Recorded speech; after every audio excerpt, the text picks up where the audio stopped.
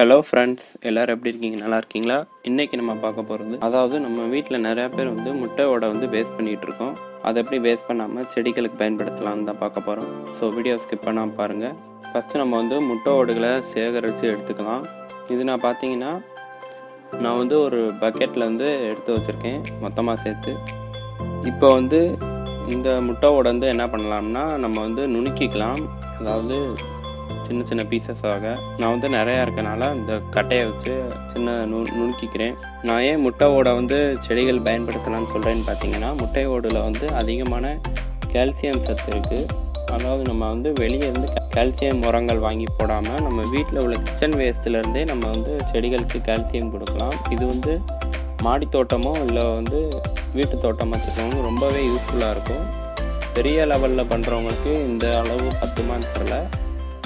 நம்ம சின்ன லெவலில் பண்ணுறவங்களுக்கு, அதாவது பிகினர் கார்டனருக்கு இது ரொம்பவே யூஸ்ஃபுல்லாக இருக்கும்.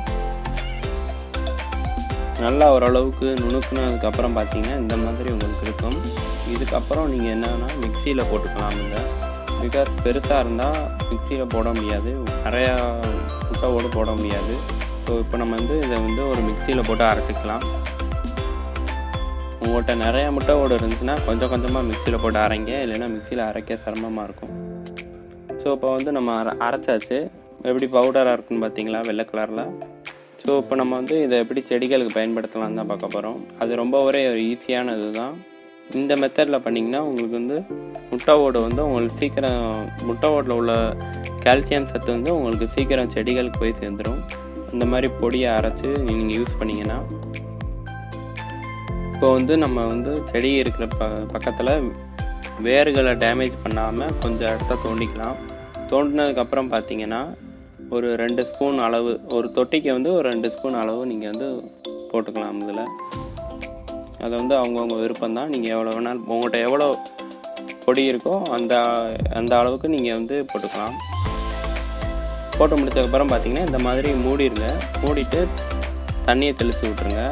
அப்போ தான் வந்து உங்களுக்கு எறும்பு தொல்லைகள் இருக்காது, இல்லைன்னா எறும்புகள் வந்து முட்டை வாசனைக்கு வந்துடும். ஸோ இந்த மாதிரி தண்ணி ஊற்றிட்டிங்கன்னா வந்து எறும்பு தொல்லைகள் இருக்காது. இந்த வீடியோ உங்களுக்கு பயனுள்ளதாக இருக்குன்னு நம்புகிறேன். இந்த வீடியோ உங்களுக்கு பிடிச்சிருந்தா லைக் பண்ணுங்கள், ஷேர் பண்ணுங்கள், கமெண்ட் பண்ணுங்கள். மறக்காமல் நம்ம சேனலுக்கு சப்ஸ்கிரைப் பண்ணிக்கோங்க. தேங்க்ஸ் ஃபார் வாட்சிங்.